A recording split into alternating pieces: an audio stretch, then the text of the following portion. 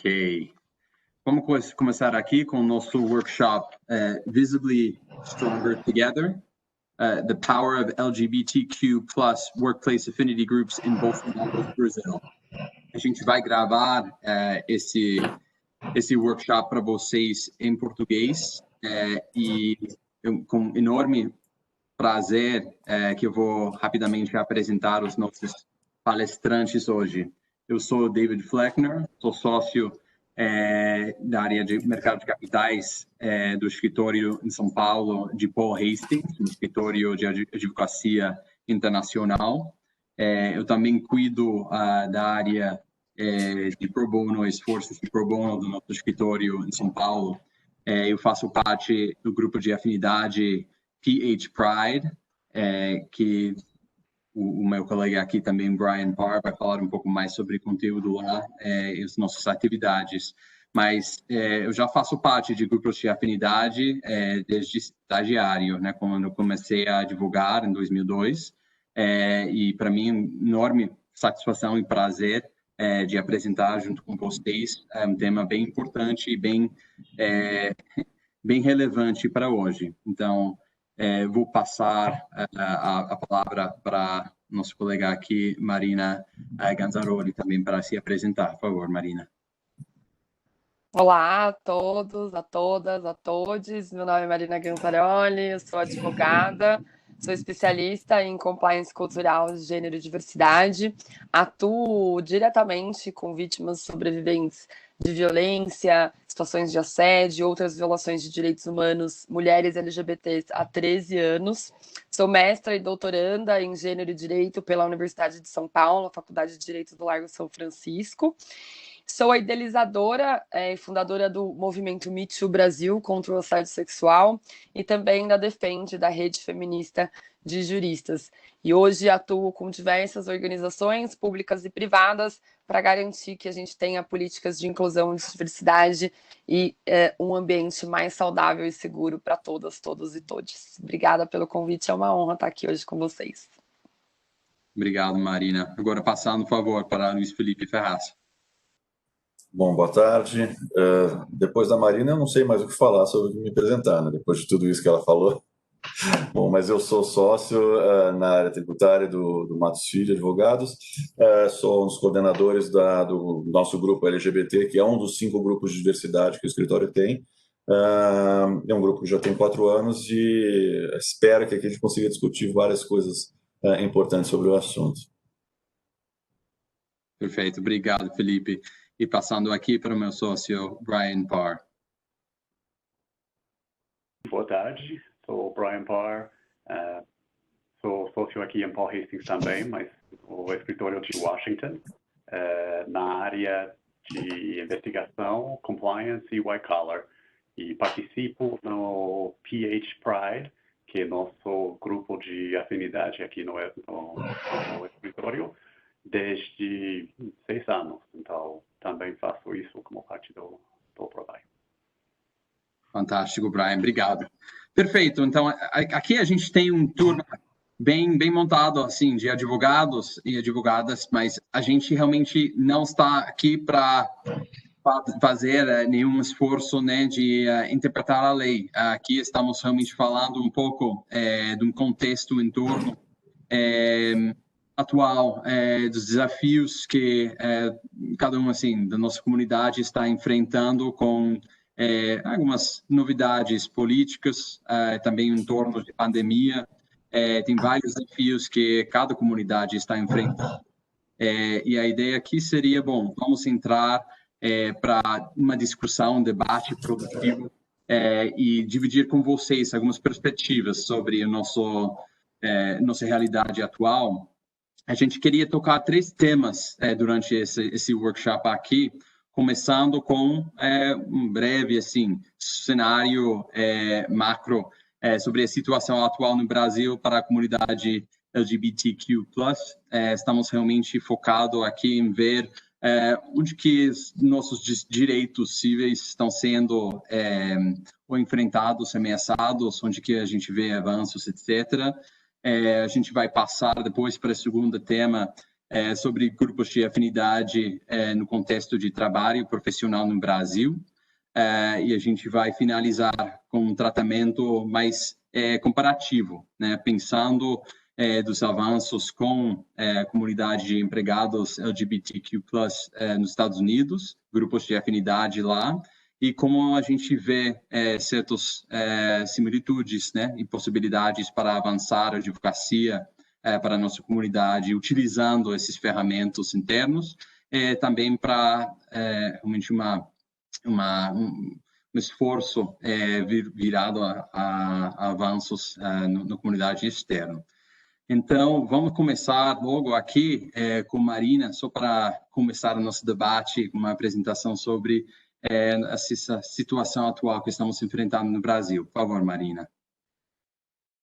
Obrigada, David. Antes de falar sobre o cenário atual, né, o contexto atual da população LGBTQIA+, no Brasil, eu não poderia deixar de dizer, Luiz, que, na verdade, eu que me sinto aqui honrada, porque o Matos Filho e o Quiroga não são nada mais, nada menos do que os nossos representantes jurídicos, né? As duas organizações de impacto idealizadas, fundadas por mim, tanto a Rede Feminista de Juristas quanto o Me Too Brasil, são clientes pro bono do Matos Filho, né? Iniciativas que fazem a diferença defendendo os direitos da nossa população. Infelizmente, o cenário não é muito bom neste momento no Brasil. A gente conseguiu avançar bastante, principalmente em termos de marcos legais, e apesar da intenção aqui não ser falar especificamente de direito, né, ou de forma de juridiquês, né, de jurídico, é importante o fato de que nos últimos 15 anos no Brasil, a gente conquistou marcos de direito, de reconhecimento de direitos para a nossa população, que fizeram toda a diferença na vida da comunidade LGBTQIA+, no país. Mas, ainda assim, muitas vezes esse direito ele não sai do papel. A gente tem uma Constituição cidadã que garante que todos somos iguais em direitos e deveres, mas na prática não é bem assim que funciona. E mesmo naqueles direitos que a gente conquistou do ponto de vista legal, a aplicação, a execução dos direitos acabam sendo dificultados para determinadas pessoas. Então, para dar um exemplo, uma das decisões do Supremo Tribunal Federal que foram muito importantes para a nossa população nos últimos anos foi o reconhecimento da possibilidade de alterar o prenome e o gênero na certidão de nascimento para a população trans, um direito básico à identidade, ao reconhecimento da sua cidadania e da sua dignidade, que é ser chamado pelo nome que você gostaria de ser chamado ou chamada.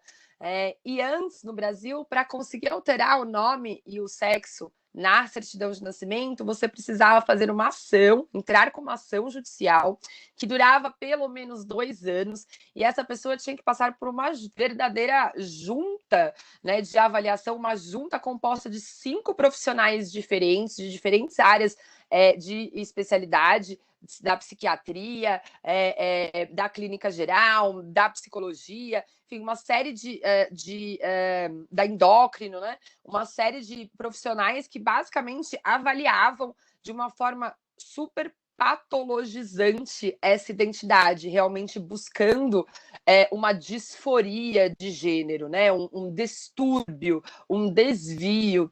E para além desse processo extremamente revitimizador, muitas vezes os juízes só consideravam o direito ao nome da população trans no Brasil quando a pessoa tinha realizado cirurgia ou estava fazendo tratamento hormonoterápico, o que é um absurdo, porque, obviamente, a identidade de gênero não depende de uma cirurgia de transgenitalização ou de hormonoterapia. Para dar um exemplo, a grande maioria dos homens trans não tem interesse em fazer a cirurgia, e mesmo que tivessem ou não, isso pouco importa. Né? Esse é um dos privilégios da cisgeneridade, né? Ninguém vira para mim e pergunta se eu sou realmente mulher, se eu passei mesmo por uma cirurgia, o que eu tenho debaixo da minha saia. E no Supremo Tribunal Federal a gente conquistou o direito de fazer essa alteração do nome diretamente no cartório, sem a necessidade de fazer hormonoterapia, sem a necessidade de fazer cirurgia, sem a necessidade de entrar com um processo judicial. Mas existe uma taxa que é cobrada no cartório para se fazer isso. O cartório, ele é uma atividade, um misto, né? Um híbrido de privado e público no Brasil, infelizmente, como muitas coisas aqui, né? Que misturam o privado e o público. E os cartórios, eles prestam um serviço público no Brasil, mas eles são uma entidade basicamente privada. Eles podem lucrar com a emissão de certidões, né? E varia, é um concurso público, mas varia de lugar para lugar. Então, o que acontece? Hoje, a população trans no Brasil está 90% em situação de prostituição. Porque quer? Porque gostaria? Não, porque não tem outra alternativa. Não à toa, em situação de prostituição, na rua, sendo expulsas de casa, essas mulheres trans e travestis estão expostas a situações de violência muito graves. Tanto que o Brasil continua sendo o primeiro país do mundo em transfeminicídio. O assassinato de mulheres trans simplesmente porque são mulheres trans.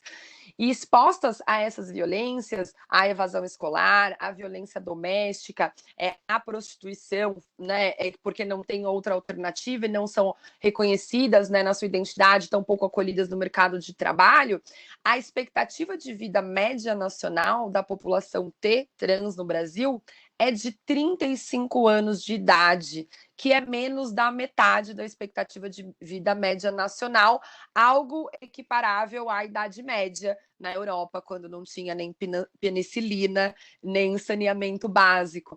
Então, que mulher precisa dessa retificação em cartório? Essa mulher que não vai ter dinheiro para pagar esta taxa, mas o direito está assegurado pelo Supremo Tribunal Federal. Então, avançamos em marcos legais, infelizmente via jurisprudencial, ou seja, via Suprema Corte, via Supremo Tribunal Federal, e não via Congresso Nacional Legislativo, né, que é a casa originária das leis, mas graças à atuação do Supremo Tribunal Federal, que realmente está numa distância muito grande do debate no Congresso sobre esse tema, conquistamos diversos direitos. Esse foi um deles, assim como o casamento homoafetivo, assim como a criminalização da LGBTfobia e outros que podemos falar aqui ao longo do nosso debate, mas achei importante trazer esse da retificação do prenome, porque ela mostra como avançamos, por um lado, no reconhecimento de direitos, ainda que via jurisprudencial, ou seja, via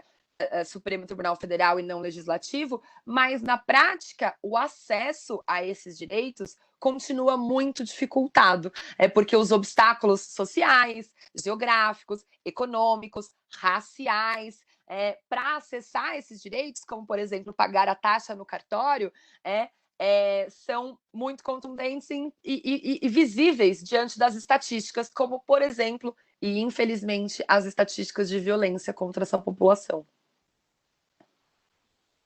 Uau. Não, incrível assim ver como que a gente pode assim, perceber uma sociedade como a sociedade brasileira é muito complexa, uma das mais diversas do mundo, mas ainda com um preconceito brutal, né? E uma violência sem proteção das leis, etc. Você acha, Marina, só complementando, talvez fazendo um follow-up aqui, que realmente segurança no Brasil, assim, o polícia já está sensibilizado para realmente tentar proteger essa comunidade trans que está mais marginalizada, que está mais claramente utilizada como alvo de violência? Tem ferramentas públicas que você está percebendo que estão lá melhorando, ou ainda tem muito trabalho para fazer para enfrentar esse não só discriminação, mas essa violência sem controle? Tem muito trabalho ainda pela frente, mas enquanto uma operadora do direito que acredita no potencial emancipatório do direito e da justiça e busca esse potencial e continuará buscando, apesar de todos os obstáculos, né, eu posso reconhecer, sim, que a gente teve muitos avanços, mas infelizmente esses avanços ficam na esfera formal muitas vezes. Para se ter uma ideia, o decreto federal, a legislação federal que garante o reconhecimento ao nome social e à identidade de gênero e o uso do banheiro conforme a identidade de gênero em todas as autarquias públicas, ou seja, Sistema Único de Saúde, Sistema Único de Assistência Social. Lembrando que no Brasil a gente tem, né, a gente parte do princípio do acesso universal à saúde e à assistência social, né? Então, de acordo com a nossa Constituição, todo cidadão e toda cidadã brasileira tem direito à moradia, saúde e assistência social dignas. Obviamente, essa não é a realidade de todos e de todas, né? Mas o objetivo da política pública, ele deve ser a universalidade dos serviços prestados pelo sistema governamental, né? Esse é um princípio, né, dentro do organismo do Estado brasileiro. Mas, na prática, apesar da legislação existir desde 2013, então, desde a carteira de trabalho, a CTPS, ela é federal. De acordo com a legislação federal, esse nome deveria ser já reconhecido, independentemente de retificação, o nome social mesmo, sem ter feito a retificação no cartório ou processo judicial. Já deveria ser reconhecido desde 2013. Mas, na prática, a gente vê, inclusive, mulheres trans que buscam atendimento especializado nas delegacias de crimes de ódio, que já existem em alguns estados, ou mesmo nas delegacias especializadas de atendimento à mulher, que existem em todos os estados do Brasil e que, de acordo com o Conselho Nacional de Justiça, têm a obrigação legal de atender as mulheres trans. Mas, na prática, muitas delas dão de cara com a porta ao entrarem nesses equipamentos. Então, novamente, do ponto de vista legal, formal, com muito suor, nos últimos anos a gente conseguiu criar esse locus, esses enunciados, essas resoluções que dão diretrizes para os serviços públicos municipais, estaduais e federais, que eles devem respeitar a identidade de gênero. Mas, na prática, a gente vê que muitas vezes, quando essas mulheres buscam o sistema de justiça, o sistema de segurança pública, a polícia para lhes proteger, viram vítimas. Interessante, né?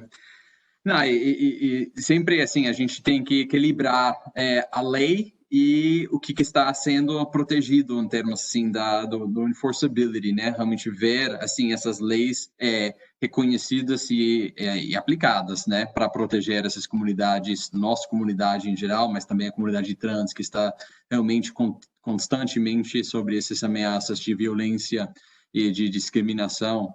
Você pode falar um pouco, Marina, também sobre o que você está percebendo nos últimos anos sobre a sensibilização, talvez, do setor privado, né? Como a gente tem um público aqui com a Altenequal, de representação ótima e profunda, né, de várias empresas que estão tentando endereçar novas leis dentro das políticas internas e ter esse apoio e esse apoio mútuo, talvez, para a comunidade LGBTQ+, né, que realmente precisa um apoio tanto no setor privado quanto no setor público, mas como que você está vendo, talvez, a implementação de novas políticas, tendências internas para respeitar a lei e ajudar a aplicação da lei? Eu vejo de forma otimista. Acho que cada vez mais a gente vê a iniciativa privada e novas empresas embarcando nesse debate. E acho que algo que é muito importante, eu sempre falo em todas as minhas palestras e atividades que eu participo, é que nesse tema, não saber, né, errar, não é pecado. Tá tudo bem errar, tá tudo bem perguntar, tá tudo bem começar agora, né? Então, eu quero embarcar nesse debate agora. Tudo bem, o Matos Filho tem um grupo de afinidades que já está fazendo aniversário de quase 5 anos. Ele pode conversar com você e te ajudar nesse caminho, né? E cada vez mais a gente vê empresas unidas pensando em como melhorar suas políticas de diversidade e inclusão, e isso é muito bom. Eu vejo o Fórum de Empresas LGBT do Reinaldo cada vez mais tendo mais, do Reinaldo Bugarelli cada vez crescendo mais no Brasil. Eu vejo no mês de junho, que é o mês da diversidade, cada vez mais empresas comprometidas com falar sobre esse tema, seja nos seus canais de comunicação, canais sociais, canais institucionais, né, de deixar claro que esse é um compromisso da empresa. E eu vejo tudo isso com muito otimismo e com muita alegria, né? Da mesma forma que infelizmente, às vezes a gente acaba falando muito de discriminação e de violência, porque, infelizmente, essa é a realidade para muitas pessoas da nossa população, né? E isso precisa ser adressado. Mas desde 2013, né, 2011, na verdade, com a decisão da união homoafetiva, mesmo no campo dos direitos, a gente conseguiu cada vez mais falar de coisas no sentido positivo, né, dos direitos, do reconhecimento de direitos, como o reconhecimento, né, da unidade familiar homoafetiva, e disso decorreram muitos direitos, né, o direito à adoção, o direito à reprodução assistida, o direito à licença paternidade e maternidade, né, utilizadas conforme a necessidade na adoção ou na reprodução assistida, os direitos sucessórios, né, de você dividir, deixar uma herança, os direitos previdenciários, securitários, né, de você dividir esse seguro de vida, colocar, né, de ter essa segurança jurídica. E é muito legal que a gente viu empresas, antes mesmo do reconhecimento formal, porque com a decisão do Supremo Tribunal Federal reconhecendo a união homoafetiva como entidade familiar, todos esses outros direitos, eles foram se desdobrando conforme a provocação de casos específicos, né? Então, olha, INSS, né, que é a instituição que dá os benefícios previdenciários, por exemplo, de acidente de trabalho. Bom, a minha companheira teve um acidente de trabalho e eu vou receber esse benefício. Então, e aí, em algum momento, alguém provocou essa autarquia nacional para falar sobre isso e ela aplicou isso. Muito antes, várias empresas já passaram a aplicar a licença maternidade para esse casal de homens gays que adotou uma criança, né? Hoje a licença paternidade no Brasil é de 5 dias, 7 dias, né? A licença maternidade é de 4 meses. Mas se são 2 homens adotaram uma criança, um dos dois tem que exercer uma licença de 4 meses. Quem que vai cuidar desse bebê, né? Então, várias empresas já passaram a incluir essas resoluções antes mesmo da decisão do STF, o que é muito legal. Mas, ao mesmo tempo, apesar de ver tudo isso com muito bons olhos e com muita alegria, o fato de que cada vez tem mais empresas, a gente precisa entender que visibilidade é uma coisa e representatividade é outra, né? Quando a gente está falando de diversity, de inclusion, né, de diversidade, de inclusão, a gente também tem que falar de belonging, de pertencimento. Então, o que significa eu estampar a bandeira arco-íris no meu produto? Isso significa que existe diversity and inclusion na minha empresa? Não necessariamente, né? Eu posso estar fazendo uma ação que é da porta para fora, que diz respeito apenas à minha comunicação. Eu preciso pensar em como a população LGBT acessa a minha empresa, como ela entra, qual que é a porta de entrada para essa população. Eu preciso me perguntar como que ela permanece dentro dessa empresa, né? Como que é o dia a dia dela. Ela usa o banheiro com tranquilidade, ela comenta o final de semana da família homoafetiva dela com a mesma naturalidade, com o mesmo acolhimento que o colega que tem uma família heterossexual comenta, ela é excluída da rodinha do almoço ou do happy hour, né? Então, esse pertencimento, né? E também a ascensão. Como que as pessoas LGBTs crescem dentro da empresa, né? Existe um teto de vidro para elas chegam até um ponto da carreira e a partir dali elas não passam mais, né? Existem as mesmas oportunidades ou mesmo oportunidades afirmativas de ascensão para a população LGBT, para os funcionários LGBTs dentro dessa empresa. Óbvio, tudo isso varia muito de empresa para empresa, mas eu acho, nos últimos anos eu fico muito feliz com o fato de que cada vez mais empresas estão preocupadas com isso, e eu acho que agora o próximo passo que a gente tem para dar enquanto iniciativa privada é pensar como que a gente consegue ir para além só da visibilidade e alcançar a representatividade, ou seja, pessoas LGBTs, pessoas com deficiência, pessoas negras, mulheres negras, homens negros, ocupando espaços de poder, ocupando espaços em que eles também podem tomar as decisões por si próprios. Fantástico.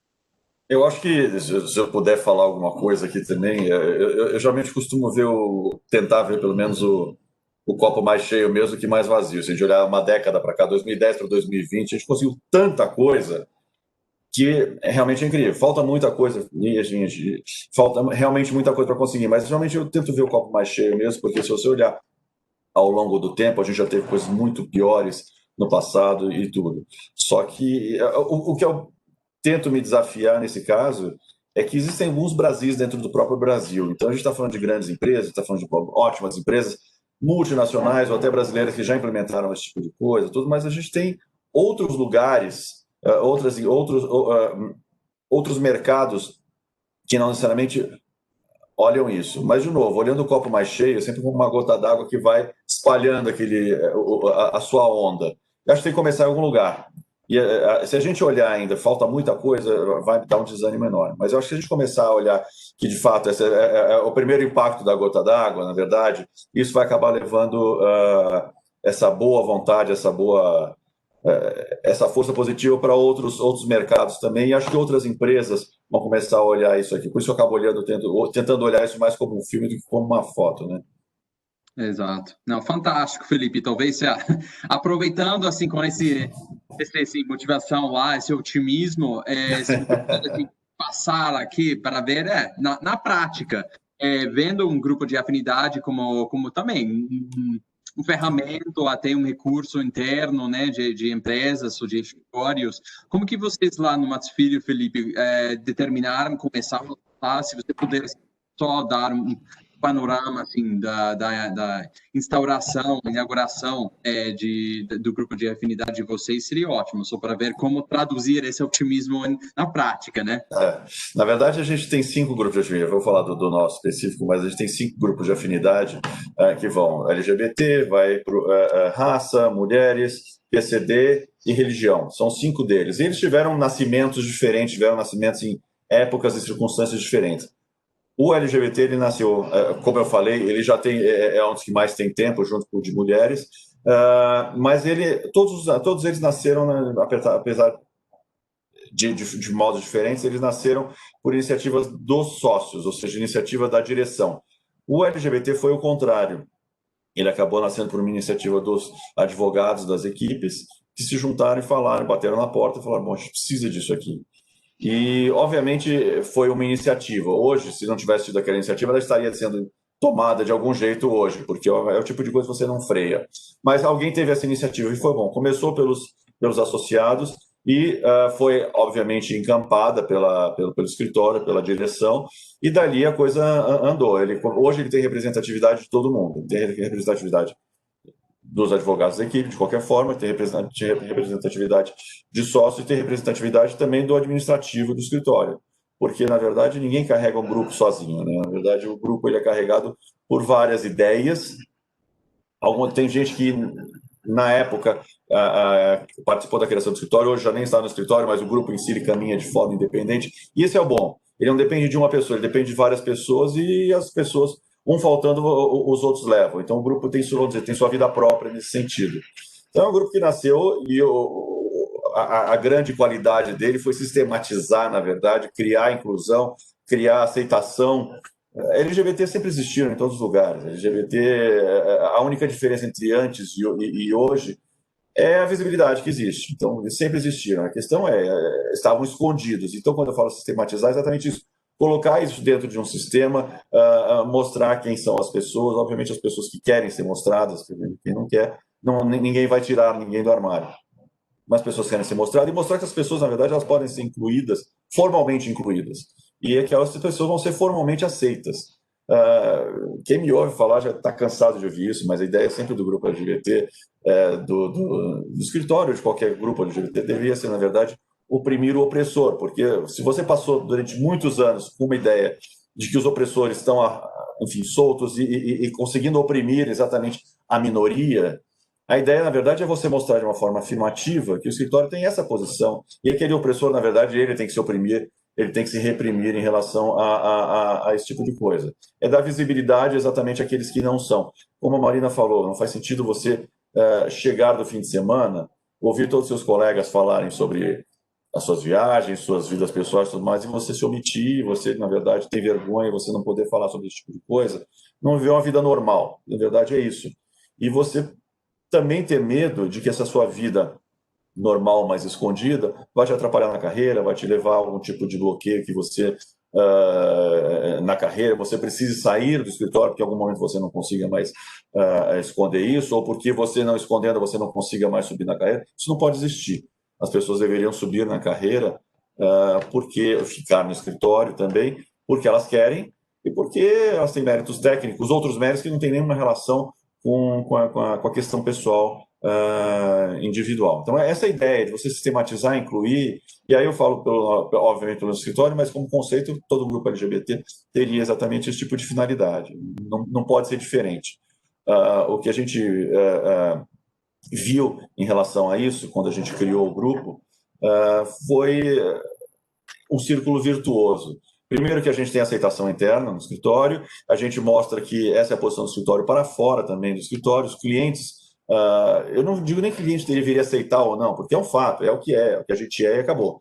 Mas fato é que os clientes reagiram positivamente também nesse tipo de coisa. Internamente você teve uma reação positiva, e eu não digo não só das pessoas que estavam dentro do escritório, que passaram a poder ser quem são, mas também no sentido de que você passar a não ouvir piadas, ou não ter que ouvir piadas nesse sentido.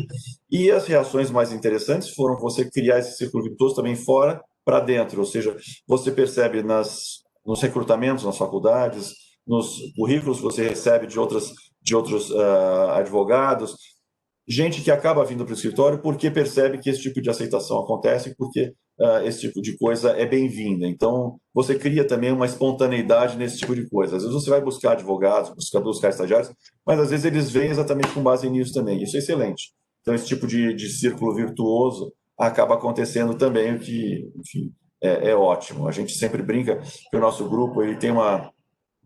A ideia do nosso grupo, eu sempre falo também, as pessoas cansaram de ouvir falar provavelmente, mas acho que o sucesso do nosso grupo vai ser... É o tipo de grupo que tem como objetivo se destruir.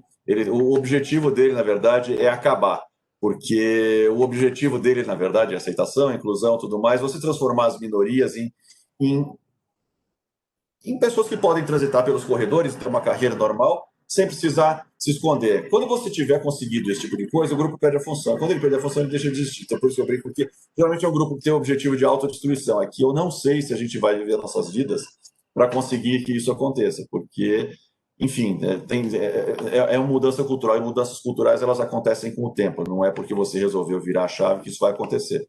Então, claro, isso vai levar tempo, provavelmente talvez a gente não viva para ver isso, mas cada coisinha que a gente fizer vai ajudar para que lá na frente alguém possa fazer, bom, esse grupo está realmente eliminado porque ele perdeu sua função, e a vida segue com outros grupos que provavelmente vão surgir para outras situações nesse sentido. Então, vamos dizer, essa seria a nossa ideia.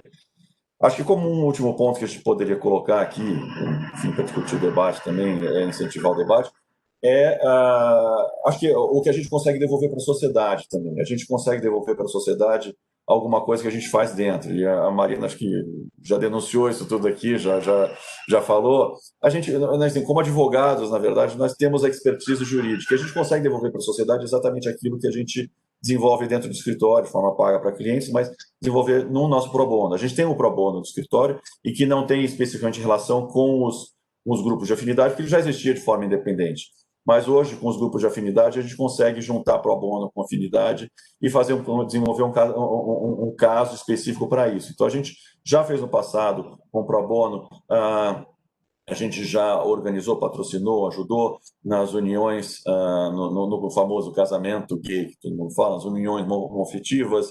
A gente já ajudou bastante na troca de nomes, e na medida que o STF vai normalizando isso perante a jurisprudência, a gente vai perdendo um pouco de função e achando outras funções também, o que é uma coisa boa. Mas a gente tenta devolver para a sociedade, dentro do pro bono, aquilo que a gente recebe da sociedade. Então, isso é uma coisa que a gente consegue devolver para a comunidade LGBT. Enfim, eu acho que aumentar o nosso impacto. Aquela história da gota que eu falei. Quando ela cai, ela vai aumentando, esse círculo virtuoso vai contaminando positivamente, acho que a sociedade de uma forma geral. Acho que eu falei bastante, né? Não, foi ótimo, Felipe.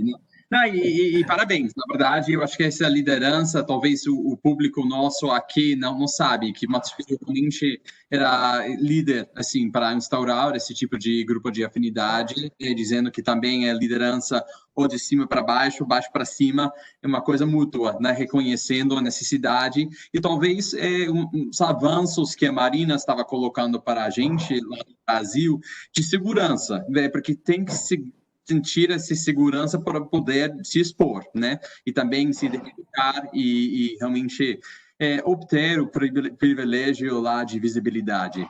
Infelizmente, a gente não pode considerar isso como uma coisa totalmente dada, óbvia, né? Ao final das contas, nós estamos morando assim numa comunidade tão disposta a aceitar cada uma do jeito que está, de forma racial, de forma assim de orientação sexual, pensando nessas características.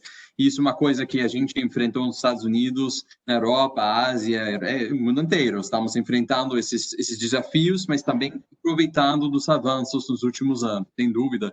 E, Felipe, eu tive uma pergunta lá. Como que vocês estão vendo no Brasil, lá São Paulo, né? Um centro urbano também cosmopolita, assim, sofisticado, diverso, etc., a reação de ter um grupo visível, não só de comunidade LGBTQ+, mas também os allies, né, etc. Como que vocês estão vendo isso como, talvez, tendências de outras empresas? Você acha que daqui a 5 anos a gente vai ver metade das empresas também com grupo de afinidade de dentro, ou você acha que sempre está demorando? E quais são talvez as suas, assim, nível de otimismo para ver isso como não necessariamente pronto para procurar autodestruição, né?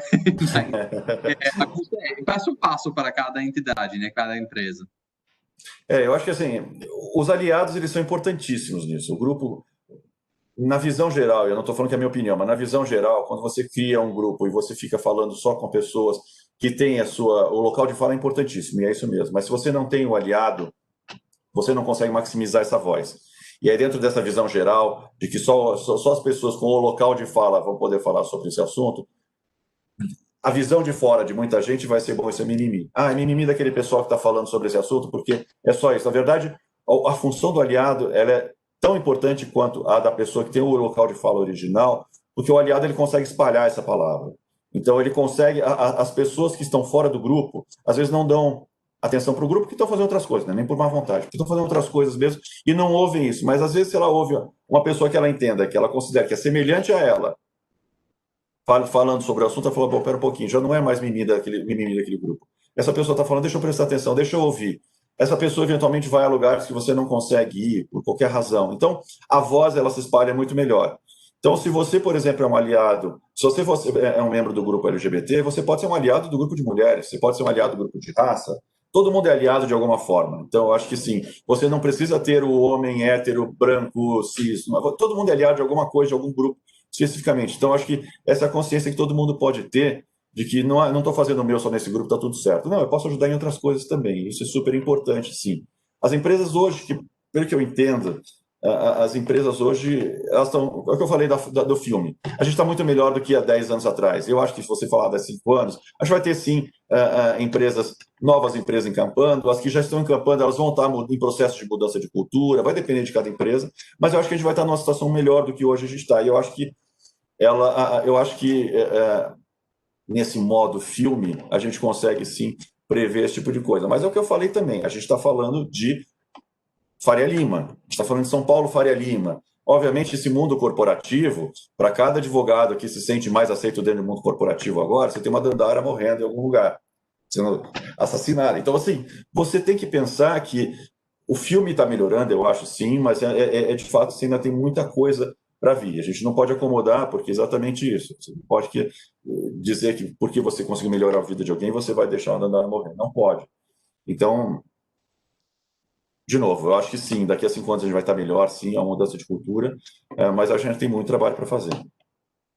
Não, é ótima ponderação. Também pensando no Brasil, dos Brasis, né? Tem um país enorme lá. E tem assim, níveis de aceitação, níveis de funcionalidade totalmente diferentes. E para empresas, talvez com sede lá no Faria Lima, lá no centro de São Paulo, que estão pensando, mas posso trazer nosso grupo de afinidade para Maceió, para Fortaleza, né, para Santa Catarina, lá, não sei.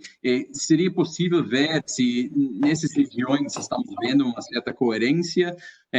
Vocês acham que talvez para Matos Filho, tá, como escritório, vocês estão fazendo uma sensibilização assim mais abrangente para essas regiões de forma coerente, ou você acha que vai ser para cada empresa também, que vai ter, sei lá, 10, 20, 100 filiais no país inteiro, que deve ser assim uma coisa segregada? Porque eu estou vendo, né, como liderança, talvez começar com núcleo, talvez no sede, e lá ter desde acima, né, com liderança adotando essas práticas ou até adotando o conceito de diversidade e inclusão, né, que é importante para todos. Estamos vendo agora muitas empresas multinacionais ou até nacionais no Brasil com programas, campanhas de social media. Eu estou só pensando, eu tenho amigos que trabalham no Gerdau. E Gerdau utilizou, só como exemplo, no feed lá de LinkedIn, uma campanha de diversidade e inclusão. Foi ótimo. Lá, um pequeno assim, documentário, um filme lá da vida, né, de vários empregados de vários níveis lá, com diversidade e inclusão como mensagem. Eu achei ótimo, mas também refletindo a diversidade interna da companhia e também diversidade das comunidades afetadas por essa empresa no Brasil. Vocês acham que vai ser, assim, de forma estratégica, importante para esses grupos de afinidade, pensar desde o início em como realmente divulgar essas práticas, essas melhores práticas e talvez essa oferta de apoio para a comunidade LGBTQ+, ou você acha que deve começar de forma um pouco mais restrita e ir passo por passo?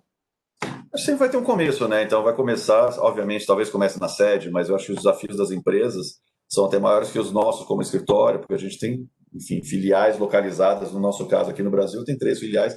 É mais difícil, é mais fácil você mudar essa cultura mas é mais difícil você chegar a outros CEPs. Uma empresa, por exemplo, que tenha mais filiais, ela naturalmente ela vai ter mais dificuldade, o desafio vai ser maior de conseguir levar a mesma palavra que é dada aqui em São Paulo, talvez, para uma filial mais distante, mas é um desafio. Mas também, por outro lado, se você consegue superar esse desafio, o alcance é muito maior do que o nosso, por exemplo, que temos 3 filiais. Então, é sim um desafio grande e você está lidando com muito mais pessoas. A gente às vezes até conversa com clientes ou até outros escritórios sobre como implementar, o que já se foi feito, tudo. E a gente ouve exatamente esse tipo de coisa, principalmente para as empresas. Como é que isso é feito para outros lugares? Acho que se você não tiver a liderança encampando isso, você não consegue levar isso a lugar nenhum. Porque enquanto a liderança não colocar isso, eu falando liderança em qualquer caso, escritório, uma empresa, enquanto a liderança não tiver de fato ela mesma trazendo esse tipo de coisa como uma obrigação da empresa, tudo mais, é um assunto que vai ficar boiando no espaço sem nenhuma aderência. Uhum. Não, perfeito. Talvez, Marina, só talvez um follow-up lá para você, pensando da sua assim, capacidade lá, posto como presidenta da Comissão de Gênero lá e Diversidade Sexual do OAB São Paulo. Você está utilizando o OAB, por exemplo, como um grupo profissional para difundir em outros OABs, né, no país, essas melhores práticas de diversidade e inclusão? Como que você vê isso, como essas redes, né, como são utilizadas no Brasil? Tem interesse em realmente utilizar São Paulo, talvez, como exemplo para outros OABs? Não só São Paulo, né? Mas as comissões da diversidade sexual e de gênero da OAB, elas começam na OAB Federal, na verdade, em Brasília, com a Maria Berenice Dias, que é uma professora jurista, que cunhou, inclusive, essa expressão vencedora no Supremo Tribunal Federal, União Homoafetiva, do Rio Grande do Sul, e ela começa a fazer essa provocação para aquilo que a gente chama de seccionais, que são as ordens, as OABs, né, a Ordem da Advocacia do Brasil, dos Advogados do Brasil, dos estados. O estado de São Paulo, ele obviamente tem uma capacidade gigantesca, né, de causar impacto enquanto entidade de categoria, né, não só na advocacia, mas em todas as categorias, falando especificamente da advocacia, porque aqui a gente tem 400 mil advogados, 340 mil ativos, a maior seccional do país, são 247 subseções, ou seja, filiais espalhadas pelos 600 municípios do estado. Então, realmente é uma organização muito grande, muito ramificada. São 200 conselheiros estaduais, né? Então a gente tem esse conselho de ética disciplinar, né, da categoria. Eu sou uma das conselheiras mais jovens e única lésbica assumida entre esses 200 conselheiros. E na presidência da Comissão da Diversidade Sexual e de Gênero, como o nosso âmbito é o Estado de São Paulo, algo que a gente busca bastante é empoderar e dar suporte para a advocacia da diversidade, que é exercida tanto por LGBTs quanto por aliados e aliadas, muitos advogados de família, advogados previdenciários que trabalham com a população LGBT e são aliadas, né? E fazem esse trabalho muitas vezes em municípios que têm a realidade muito distinta da nossa realidade aqui da capital. Então, mesmo quando a gente está falando das prerrogativas da profissão, a gente tem situações de profissionais que fazem muita união homoafetiva e defendem muitos LGBTs nas suas cidades no interior, que são aliadas e que sofrem homofobia, lesbofobia de juízes, sendo que nem LGBT são, né? Só por serem advogadas de casais, de famílias LGBTs, né? Então a gente faz, obviamente, essa defesa da categoria no exercício da sua profissão, mas obviamente a gente também faz, enquanto a Ordem dos Advogados do Brasil ela busca, né, enquanto uma entidade de categoria e o próprio, né, ânimos da advocacia, uma sociedade mais justa, mais igualitária, né, a garantia da nossa Constituição, da justiça social. Então a gente obviamente também faz trabalhos que buscam para ir para além da categoria, né? Então prover esse suporte para grupos de afinidade como M-Friendly e escritório de advocacia é essencial, até porque são na grande maioria desses escritórios que estão as pessoas LGBTs atuando. Mas a gente tem muito pouco para contribuir com quem já faz esse trabalho muito bem, enquanto OAB, né? Realmente, enquanto OAB, a gente acaba cuidando desse advogado, dessa advogada individual, que não está protegido por uma estrutura empresarial como aqui na capital, que está lá naquela cidade pequena fazendo esse trabalho sozinho, sozinha, né? E carregando essa bandeira muitas vezes sem ser LGBT, né? Na grande maioria das vezes, inclusive. Mas a gente também usa esse espaço para fazer campanhas de conscientização e de impacto, algo que a gente fez esse ano, no mês de junho, que ficou muito bacana e do qual eu tenho muito orgulho, é a Constituição do Orgulho, que está disponível para download gratuito no www.constituiçãodorgulho.com.br. A gente convidou os advogados e advogadas, né, da comissão para pintarem com as cores da bandeira LGBT os artigos da Constituição Federal que dizem respeito à nossa população, né, para a gente lembrar que não é só o Supremo Tribunal Federal que garante esses direitos, mas sim a nossa Constituição, que diz que somos todos iguais em deveres e direitos. Como é que eu não sabia disso? Eu preciso fazer um download disso aí, então. Maravilhosa, tá muito legal. E assim, a gente recebeu um feedback gigantesco, né? Principalmente dos escritórios que querem a cópia física. A gente fez só 5 para tirar foto e fazer a campanha. A campanha ficou super bacana, inclusive está concorrendo aí ao Cane da publicidade, porque ficou muito legal a campanha da Constituição do Orgulho.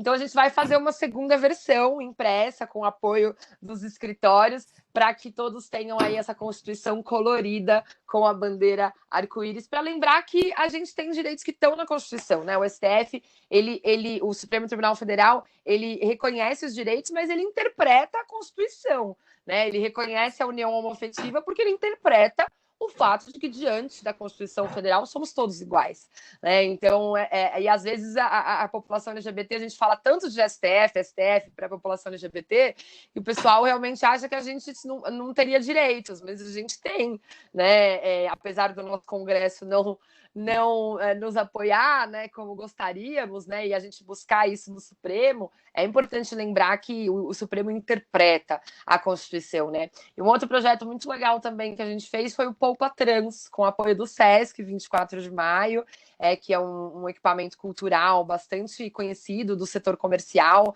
e que faz um trabalho de impacto muito bacana aqui no Brasil. Tem no Brasil inteiro, SESCs, né, que são dos comerciários, e também do Vote LGBT, que é uma organização de impacto de representatividade LGBT na política, que também é cliente do Pro Bono do Matos Filho, né? Para vocês verem que aqui não tem ponto sem nó, né? E aí, realmente, esse Poupa Trans, a gente ficou por 4 meses prestando orientação sobre retificação de prenome, elaborando currículo com foto e sem foto e esclarecendo dúvidas sobre a emissão de certidões para alterar a certidão de nascimento dentro desse equipamento, que é um equipamento público, né, o SESC 24 de maio, que está no Centro Velho de São Paulo, perto de uma praça chamada Aroche, onde muitas meninas trans trabalham, né, em situação de prostituição. É uma praça reconhecidamente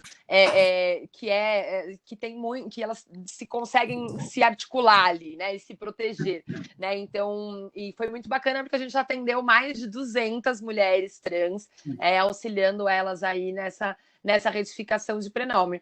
E no ano que vem, a depender, né, da pandemia, do Covid-19, no nosso mês de junho fazemos um congresso internacional sobre o direito da diversidade, e a ideia é que a gente possa levar iniciativas como o M-Friendly, né, de escritórios que já possuem grupos de afinidade bem-sucedidos e em funcionamento, para a Feira da Diversidade, que acontece antes da Parada Gay de São Paulo, maior parada do mundo, que obviamente esse ano foi cancelada, e que no ano que vem esperamos estar na Feira da Diversidade, que antecede a parada, em que várias empresas, e a gente espera, como a OAB, poder disponibilizar esse stand, né, para os escritórios mostrarem as suas políticas de diversidade para a população.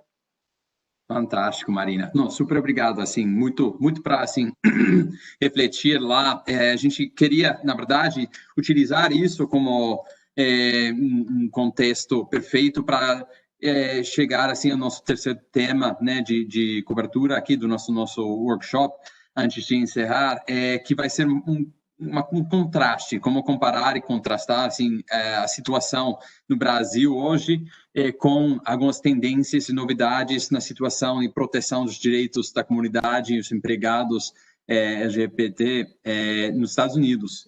E houve, diretamente na linha que a Marina estava explicando no Brasil, uma linha bem parecida, assim, que debate nos Estados Unidos de onde deve vir essas proteções na lei. E na lei americana, a gente tem uma série de falhas, vamos dizer assim, em termos de proteção dos direitos da comunidade. A gente teve o nosso famoso caso de Windsor, do nosso Corte Suprema, que efetivamente era o fim do Defense of Marriage Act, né? Essa defesa da interpretação de casamento gay como uma coisa em contra da lei. Nosso Congresso já passou essa lei e foi determinado como inconstitucional lá em 2015, 2014 e 15, implementação de vários formatos lá de endereçar um conflito entre os estados que estavam oferecendo casamento gay e o governo federal não reconhecendo isso, até tendo uma discriminação até. E só assim, alguns meses atrás, a gente teve outro caso de Bostock, reconhecendo a necessidade de expandir a proteção das empresas realmente que tem que fornecer nas empresas, no emprego, employment discrimination, essa discriminação que era totalmente proibido desde os anos 60 em contra de minorias raciais e também em base de várias outras categorias, mas não tecnicamente na lei para discriminação base de orientação sexual, mas sim de gênero. E a interpretação da Corte Suprema Americana era, ok, gênero quer também arcar e ser abrangente, suficientemente abrangente para incluir discriminação contra a comunidade LGBTQ+.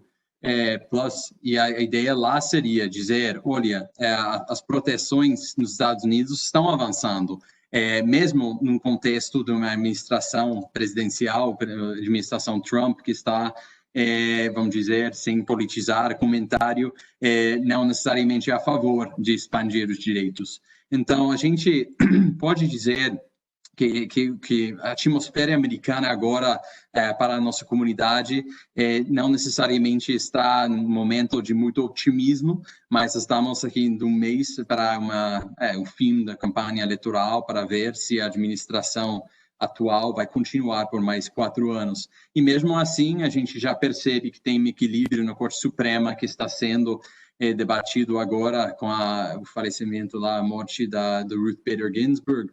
Então, tem muito na linha. E tem outros workshops que estão tocando esse tema, então não vamos entrar em muito detalhe, mas eu queria passar a palavra para o Brian para falar um pouco sobre a importância desses grupos de afinidade nos Estados Unidos, em particular para o escritório lá, Paul Hastings e PH Bryan. Brian, por favor. Claro. Na nossa experiência aqui em Paul Hastings é um pouco diferente. Temos grupos de afinidade desde mais de 10 anos, eu acho. E a evolução dos grupos varia um pouco. Começaram em cada escritório, cada cidade, cada realidade, que pode ser totalmente distinto em Houston do que Washington, do que New York. Recentemente, mudamos para uma estrutura global, no sentido de que temos um grupo LGBTQ e tem outro grupo PH Black Fan para toda a empresa. Isso ajuda nos escritórios mais pequenos, com uma pessoa, duas pessoas, ter programação e também sentir esse belonging que a Marina mencionou. E ajuda na inclusão no lado interno. Também tem outro lado externo, pro bono, e também parcerias com clientes, outros eventos externos que os grupos de afinidade fazem aqui em Paul Hastings. E isso agora é ainda mais importante, eu acho, da parte interna, que ainda é importante, mas o foco do grupo é mais como podemos ter o maior impacto para mudar a realidade LGBTQ, e não só LGBTQ, senão de todos os grupos de afinidade, da ideia de intersectionality. Nós, em Windsor, Bostock, tivemos sucesso na corte, que foi bom, mas agora tem outros problemas com outros grupos aliados, né? Black Lives Matter, Me Too, tem vários eventos recentes e também ainda estamos lutando para assuntos e melhorias específicas à comunidade LGBTQ, mas o nosso foco agora é mais abrangente. Então, eu vejo isso como uma evolução e mudança recente nos grupos de afinidade aqui no escritório. Acho que para muitos dos participantes, também nas empresas multinacionais, ainda mais grandes, que prestam serviços totalmente distintos à nossa experiência prestando serviços de advocacia. Mas isso é uma inovação e mudança recente que vale destacar. E não sei, mas gostaria de saber de vocês, Luiz Felipe e Marina, qual a perspectiva de vocês sobre intersectionality e também vocês mencionaram Brasil distintos ou realidades distintas dentro do Brasil. Quais seriam as prioridades para ter o maior impacto na evolução e na luta lá no Brasil?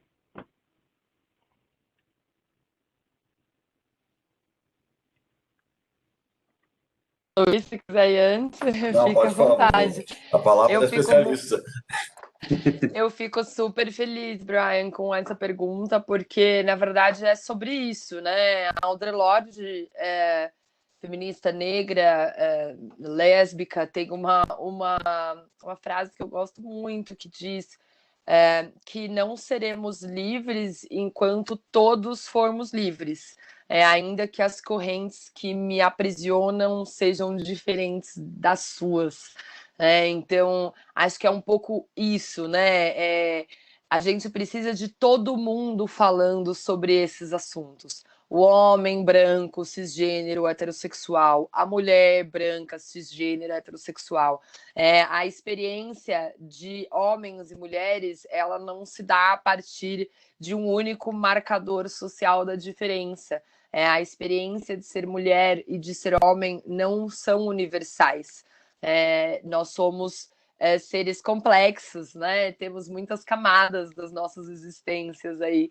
Então, temos muitos marcadores que diferenciam. Isso não quer dizer, né, que você que não tem que você que tem esse privilégio conseguiu as coisas fácil. Ninguém quer tirar o mérito de ninguém.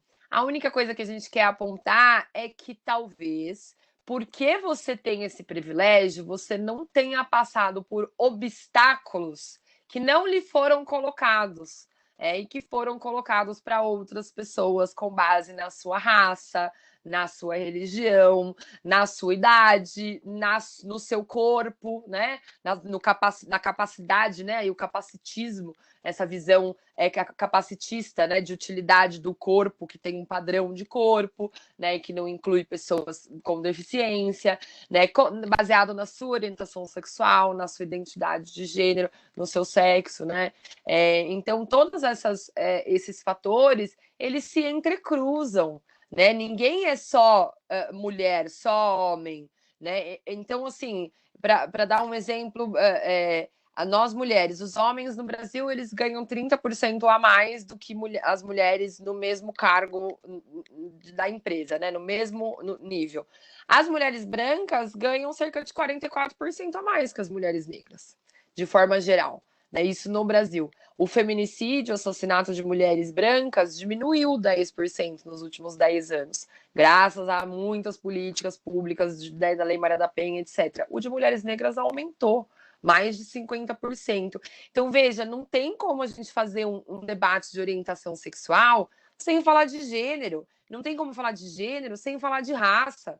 Então, assim, esses privilégios e essas opressões, elas se entrecruzam e se sobrepõem. Eu não tenho muitos privilégios por ser mulher e por ser lésbica, mas eu tenho inúmeros privilégios por ser branca e cisgênera. Eu nunca fui perseguida num shopping, eu nunca fui parada numa blitz, ninguém nunca me perguntou por que eu tenho cartão de crédito, porque são coisas que minhas amigas negras passam, né, desse nível, de você tirar um cartão de crédito e a pessoa perguntar onde você conseguiu esse cartão.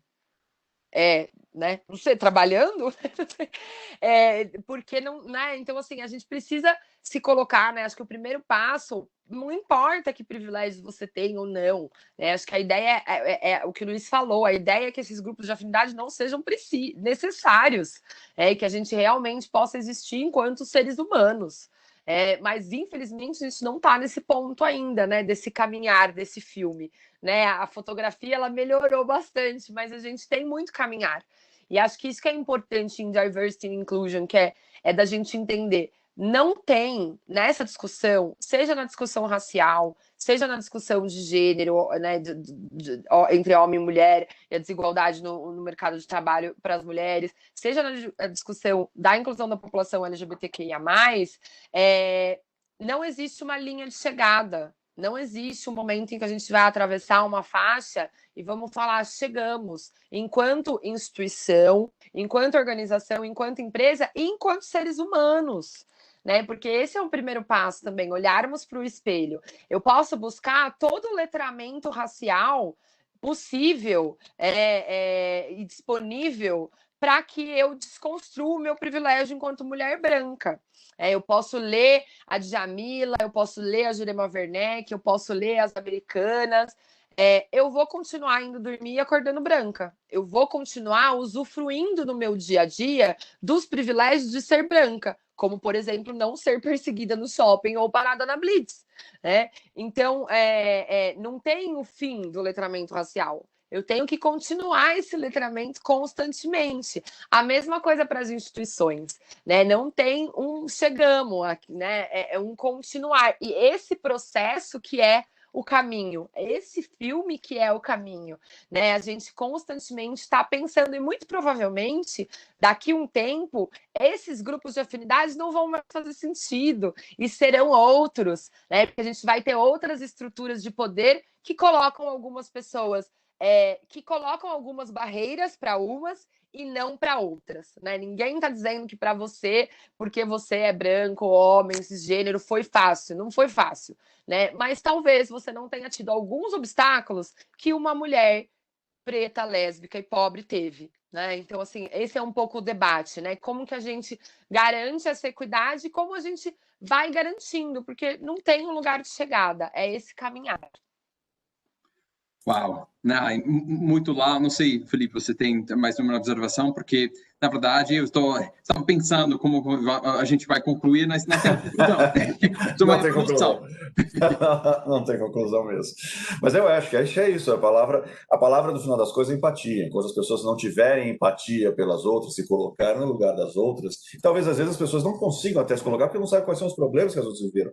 Mas pelo menos se elas tentarem saber que existem problemas ali, que você não sabe tudo e que você pode estar julgando de uma forma diferente, já ajuda bastante. Então, acho que a palavra realmente vai ser empatia, e empatia, algumas coisas cruzam todos os grupos de afinidade. Essa é uma delas. Então, enquanto a gente não tiver empatia pelo outro nesse sentido, vai ser muito difícil a gente conseguir prevalecer alguma coisa. Assim.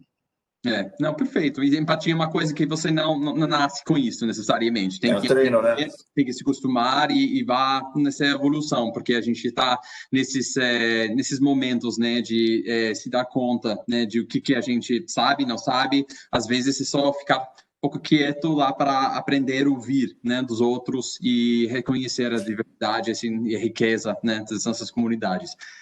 Pessoal, muito obrigado ao nosso público, muito obrigado para a Marina, para a Felipe, para a Brian, para contribuir aqui, parceiros, super parceiros. A gente vai tentar montar uma coisa de novo assim no futuro. Acho que é uma evolução aqui esse diálogo, mas realmente foi um debate fantástico. Realmente, eu acho que muito rico, e a gente gostaria de ter talvez parte do Out and Equal Summit, né, uma interação. Então, todos os membros do público participando, vocês estão totalmente bem-vindos a comunicar com os organizadores, com a gente, para contribuir ao debate futuro.